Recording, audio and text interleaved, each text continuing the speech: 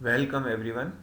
Myself Mukesh Vyas, Associate Professor Department of Physics at Government Miracles College Udaipur. In this video, we are going to discuss about oscillator. दोलित्र क्या होते हैं?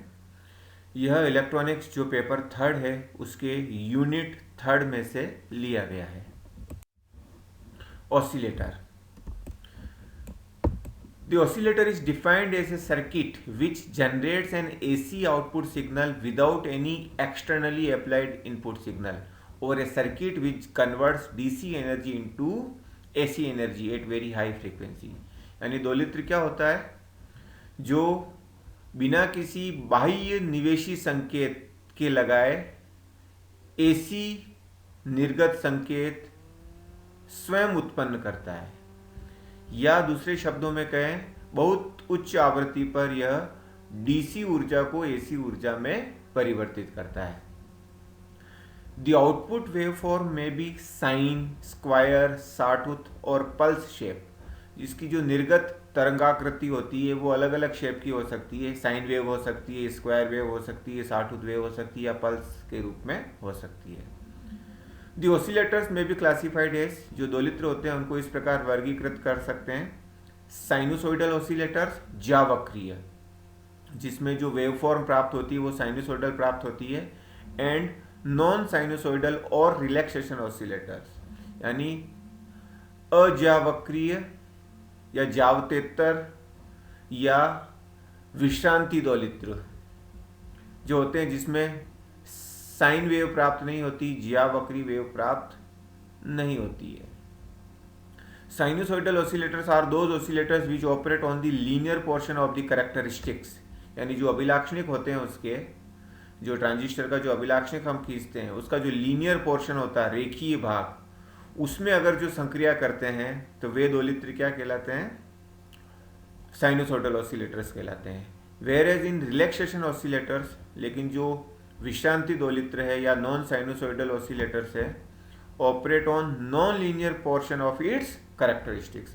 वो उसके अरेखीय भाग, जो उसका अभिलाक्षणिक होते हैं, अभिलाक्षणिक वक्र जो हम खींचते हैं, उसके अरेखीय भाग में संक्रिया करते हैं. अब ये जो दोनों ऑसिलेटर्स होते हैं, साइनोसॉइडल और नॉन साइनोसॉइडल, उनको अगेन हम क्लासीफाई कर सकते हैं फीडबैक टाइप, पुनर्निवेशी प्रकार का, नेगेटिव रेजिस्टेंस टाइप, ऋणात्मक प्रतिरोध प्रकार का.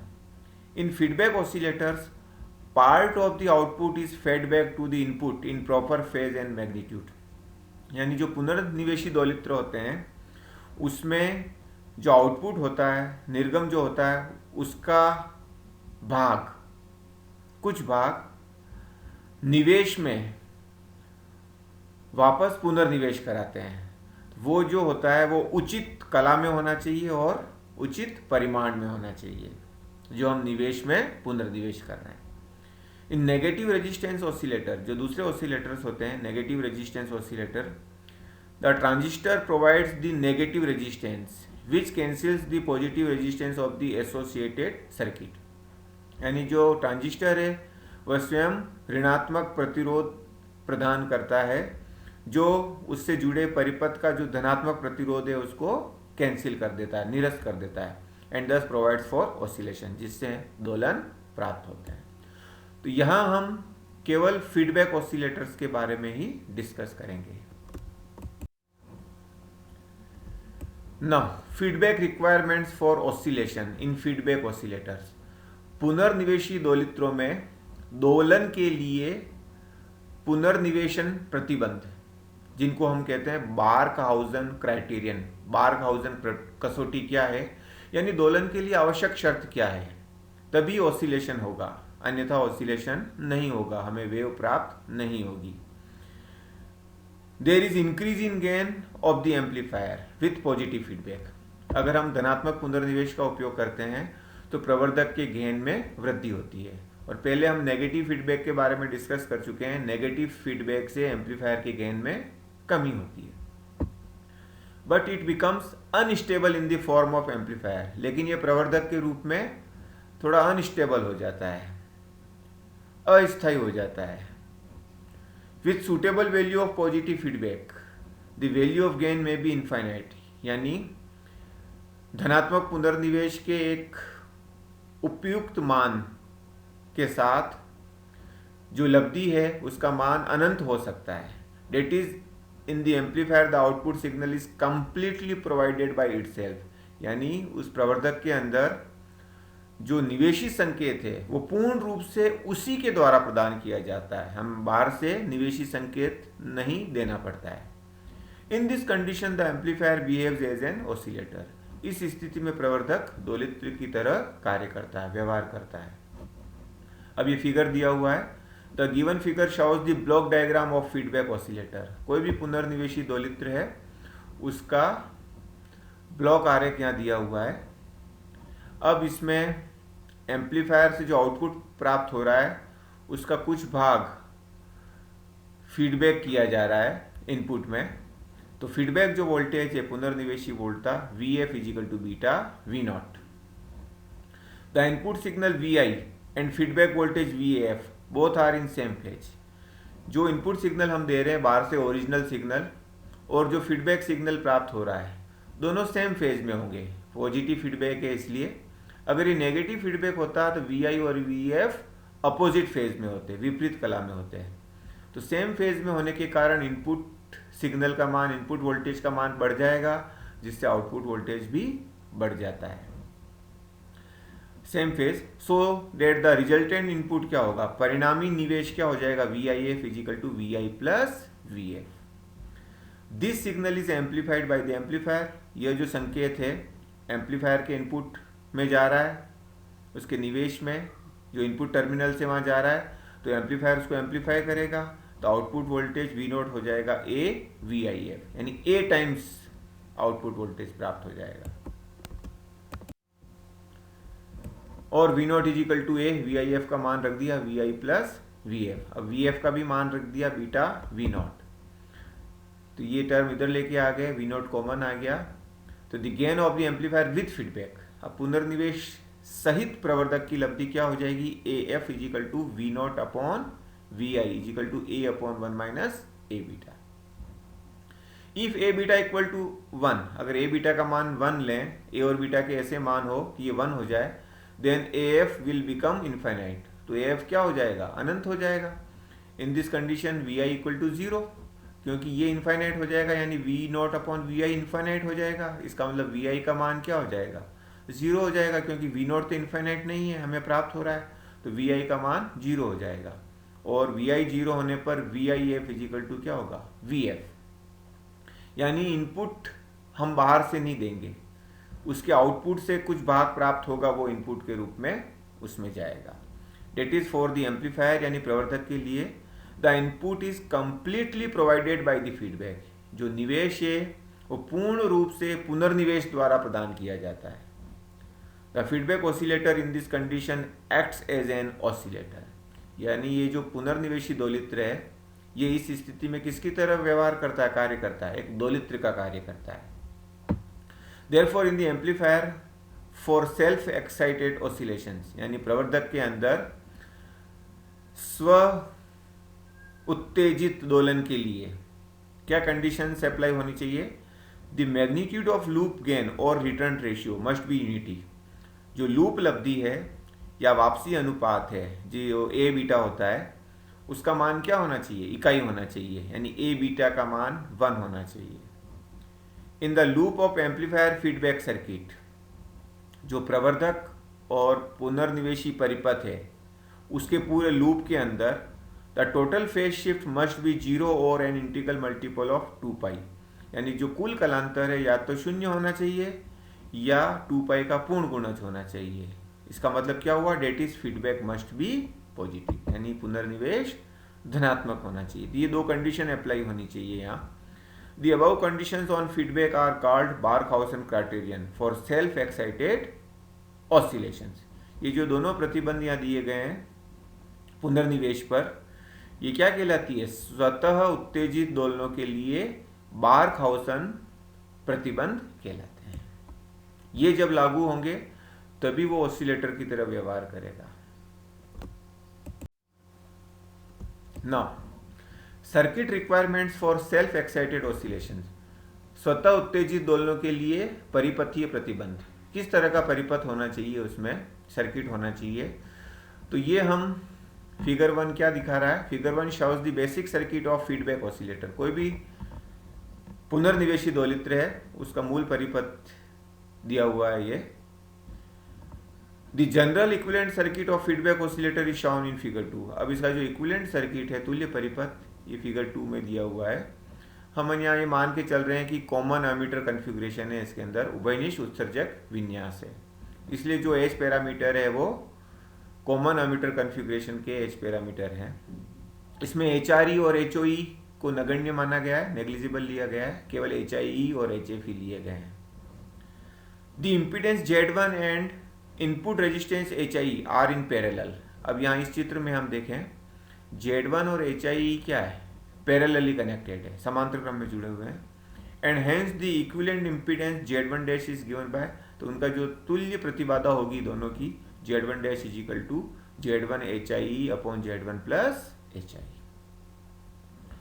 Now the load impedance ZL between output terminals 2 and 3 is equivalent to the equivalent impedance of Z2 in parallel with the series combination of Z1 dash and Z3।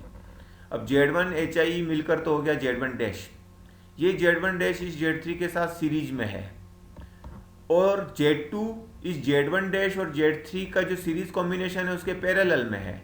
तो 2 और 3 के बीच जो load impedance होगा, भार प्रतिबाधा ZL, वो Z2 और Z1 dash plus Z3 का पैरेलल कॉम्बिनेशन होगा। तो ये हो जाएगा 1/ZL is equal to 1/Z2 plus 1/Z1 dash plus Z3।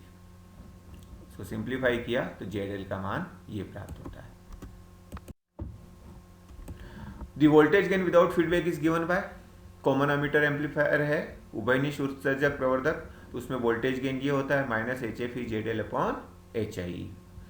तो output voltage V0 is equal to, हम चित्र से देख सकते हैं, 2 और 3 टर्मिनल के बीच या तो Z2 के अक्रॉस वोल्टेज होगा या Z1 डैश प्लस Z3 के अक्रॉस होगा, या इन दोनों के जो पैरेलल कॉम्बिनेशन से ZL प्राप्त हो रहा है उसके अक्रॉस वोल्टेज होगा। उन तीनों से हम आउटपुट वोल्टेज निकाल सकते हैं। लेकिन हमने एक करंट लिया I1, उस चित्र में हम देख सकते हैं वो Z1 डैश और Z3 के थ्रू फ्लो हो रही है, उसमें से प्रवाहित हो रही है। तो V0 हो जाएगा I1 into Z1 dash plus Z3। The voltage feedback to the input terminals 1 and 2 is given by, अब जो वोल्टेज जिसका पुनर्निवेश कर रहे हैं VF इज इक्वल टू, वो Z1 डैश के थ्रू हो रहा है फीडबैक, तो VF is equal to I1 Z1 dash. तो इससे feedback ratio beta is equal to VF upon V0। कैसे आया ये, VF फीडबैक वोल्टेज, पुनर्निवेशी वोल्टा होती है VF is equal to beta V0, तो बीटा इज इक्वल टू हो जाएगा VF upon V0।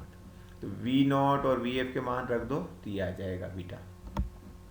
Applying the condition A beta equal to 1, जो ऑसिलेशन के लिए आवश्यक है, दोलन के लिए A बीटा इक्वल टू 1 ये लगाया हमने, A और बीटा के मान रख दिए।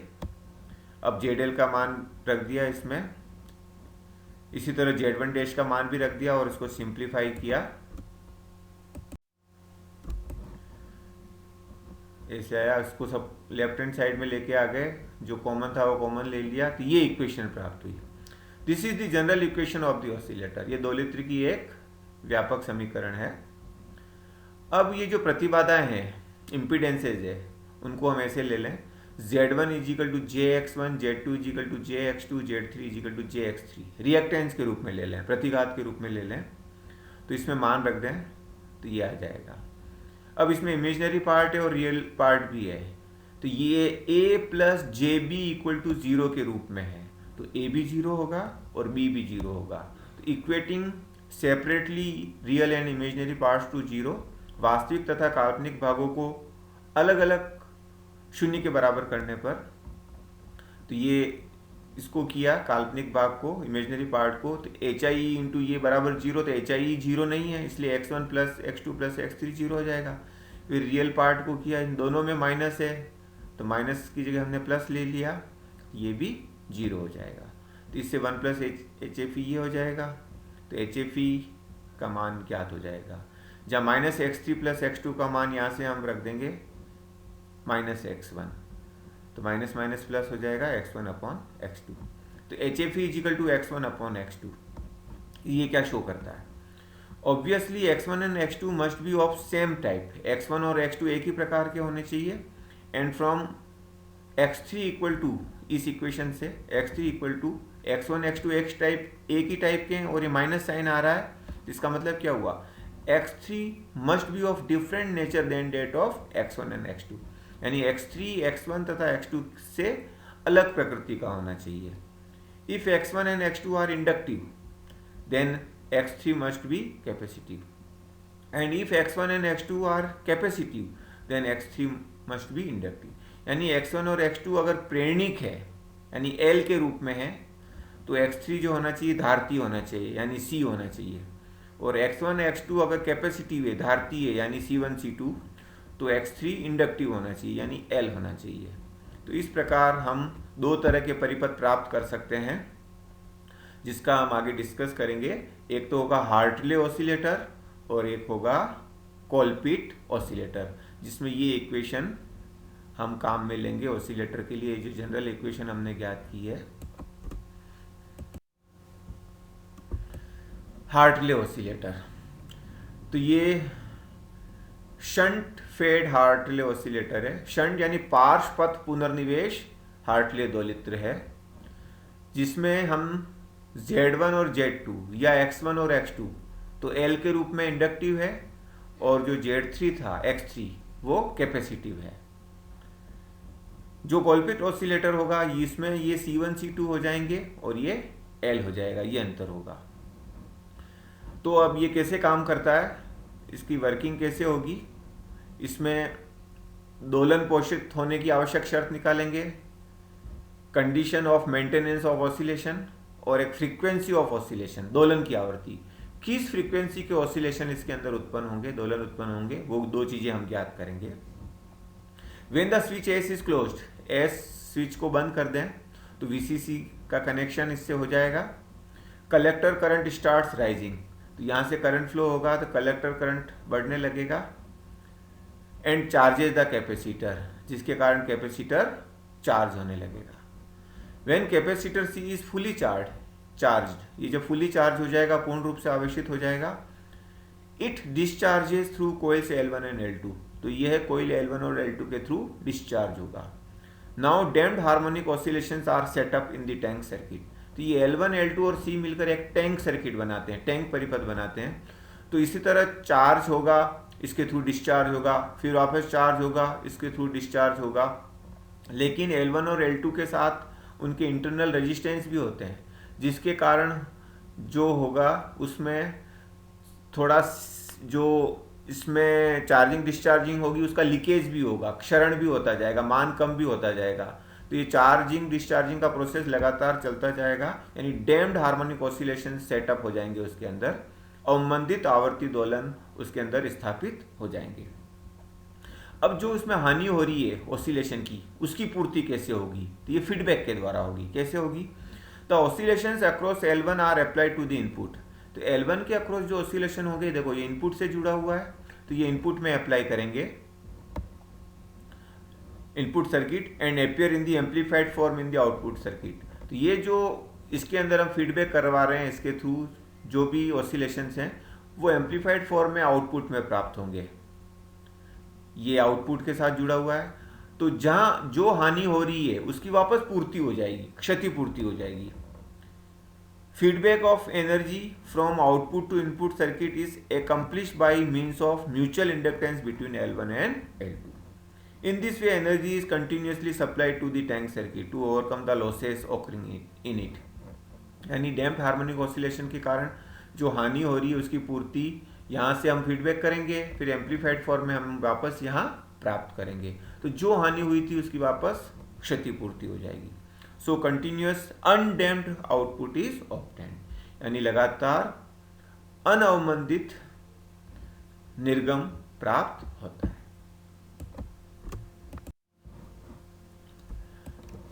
अब इक्विवेलेंट सर्किट हार्टले ऑसिलेटर का ये हमने बनाया। अभी जस्ट हमने अभी समझा था इम्पीडेंस जो Z1 और HI पैरेलल है, तो ये पैरेलल कॉम्बिनेशन ये हो गया। सेकेंड और थर्ड टर्मिनल के बीच लोड इम्पीडेंस लें तो Z2 और Z1 डैश और Z3 का जो सीरीज कॉम्बिनेशन है इन दोनों के पैरेलल कॉम्बिनेशन के बराबर होगा, तो ZL भी आ जाएगा।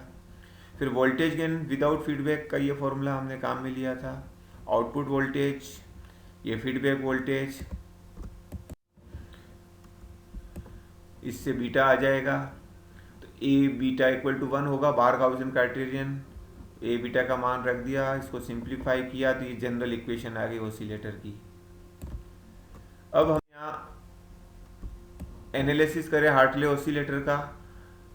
L1 और L2 जुड़े हुए हैं, तो मान लेते हैं कि M is the mutual inductance between the inductors L1 and L2। तो L1 और L2 जो इंडक्टर है उसके बीच जो म्यूचुअल इंडक्टेंस है, अन्योन प्रेरकत्व है, वो M है।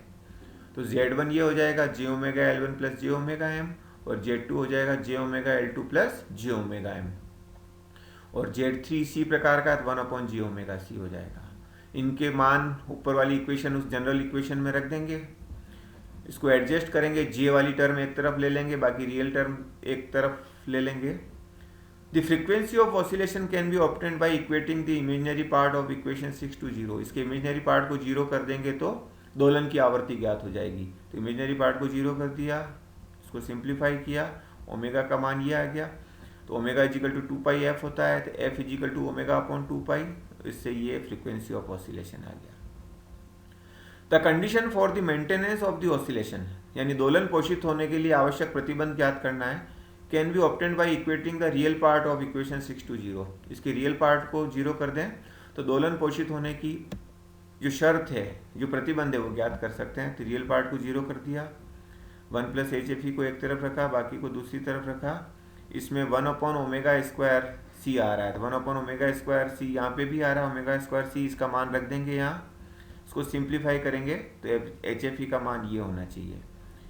तो ये इक्वेशन क्या देती है? The condition for the maintenance of the oscillation, दोलन के पोषित होने के लिए प्रतिबंध, यानी HFE का मान इसके बराबर होना चाहिए। जो ट्रांजिस्टर हम ले रहे हैं उसका HFE और जो L1 L2 हम काम में ले रहे हैं उनके बीच आपस में रिलेशन होना चाहिए। तो ये दोनों कंडीशन, ये कंडीशन और फ्रीक्वेंसी ऑफ ऑसिलेशन ये ज्ञात करनी है इसके अंदर। नाउ कोलपिट ऑसिलेटर, कोलपिट दोलित्र, तो ये उसका सर्किट डायग्राम है, परिपथ आरेख। जैसे कि अभी मैंने डिस्कस किया था कि वहाँ Z1 Z2 में C1 C2 होंगे और Z3 की जगह L होगा, हार्टले ऑसिलेटर का just opposite. When the switch S is closed, S को बंद करेंगे, the capacitor C1 and C2 are charged, आवेशित हो जाएंगे।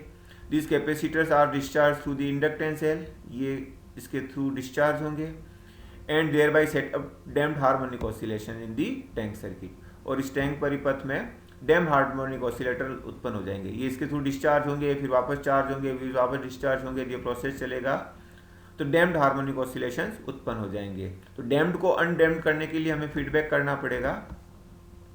The oscillations across C1 are applied to the input circuit, तो C1 के अक्रॉस जो ऑसिलेशन है वो इनपुट सर्किट में देंगे,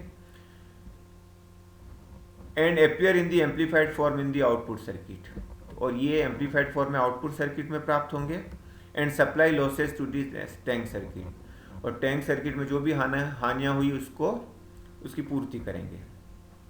the amount of feedback depends upon the relative capacitance values of C1 and C2, यानी रिलेटिव वैल्यूज पर depend करता है। Higher is the value of C1, C1 का मान जितना ज़्यादा होगा, स्मॉलर इज द फीडबैक, पुनर्निवेश उतना ही कम होगा। In this way continuous undamped output is obtained. Analysis of Colpitt oscillator, Colpitt oscillator का विश्लेषण करें तो ये जनरल इक्वेशन हम पहले ज्ञात कर चुके हैं। The general equation of oscillator is given bye, यहाँ पे भी इसको वापस ज्ञात करना है, लेकिन अभी जस्ट इसके बारे में अपन समझ चुके हैं, इसलिए मैंने इसको डायरेक्ट लिखा है यहाँ पर Z1 हो जाएगा 1/j ओमेगा C1, Z2 हो जाएगा 1/j ओमेगा C2, और Z3 हो जाएगा j ओमेगा L। इनके मान रख दिए, इमेजिनरी पार्ट एक तरफ कर दिया, रियल पार्ट एक तरफ कर दिया। The frequency of oscillation is obtained by equating the imaginary part two 0। अब इमेजिनरी पार्ट को 0 करें तो दोलन की आवृत्ति प्राप्त हो जाएगी, तो ये 0 कर दिया, इसको सिंप्लीफाई किया, ओमेगा निकाला, फिर f निकाला, तो ये हो जाएगी फ्रीक्वेंसी ऑफ ऑसिलेशन, यानी इस आवृत्ति के दोलन उसमें प्राप्त होंगे। The condition for the maintenance of the oscillations are obtained by equating the real part to zero, यानी इसके रियल पार्ट को जीरो कर दें तो दोलन पोषित होने की आवश्यक शर्त प्राप्त हो जाएगी। तो रियल पार्ट को जीरो कर दिया, 1 प्लस एच एफ ई। इसमें ओमेगा स्क्वायर का मान हमने ज्ञात किया था, वो मान यहाँ रख देंगे, 1 को भी उधर ले जाएंगे, इसको सिंप्लीफाई करेंगे तो H F E equal to C2/C1 होना चाहिए। तो equation eight gives the condition of maintenance of oscillation, दोलन पोषित होने की आवश्यक शर्त या प्रतिबंध इससे ज्ञात होता है। तो इस प्रकार इसके अंदर हमने हार्टले ऑसिलेटर और कॉलपिट ऑसिलेटर के बारे में डिस्कस किया है। Thank you.